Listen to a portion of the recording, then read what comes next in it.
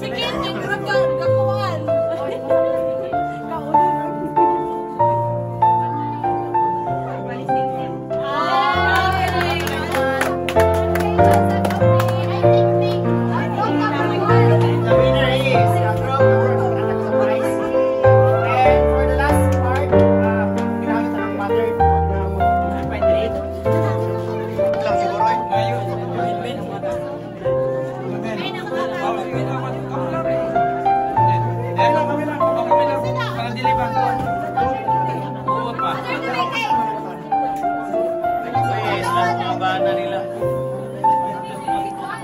Kanta mo.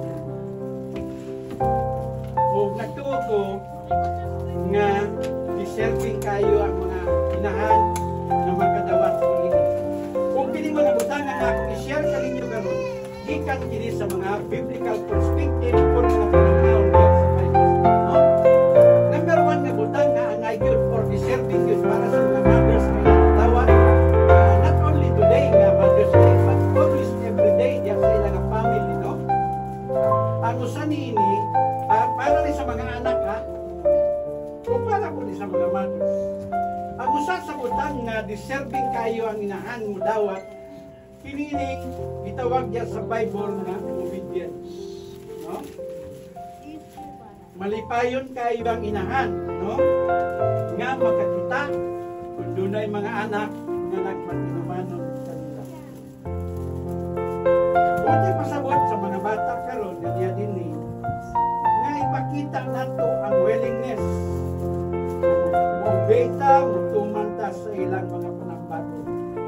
Ang inahan, ang usa sa responsibilidad sa inahan, ang matampag sa ilang anak. Ilabi na kung doon na sila makita na dili maayong pagkinaiya sa ilang mga kabataan. Kung ang purpose sa ilang pagtambag, anak kini sa kayuan sa mga kabataan. No? Una ang giingon diha sa Ephesians chapter 6 verse 1. Children, obey your parents in the Lord, for this is right.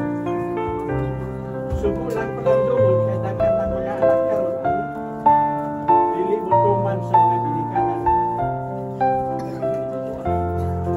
Biblikal nga giingon sa pulong sa Ginoo, children, obey your parents. Tumana ang inyong mga binikanan.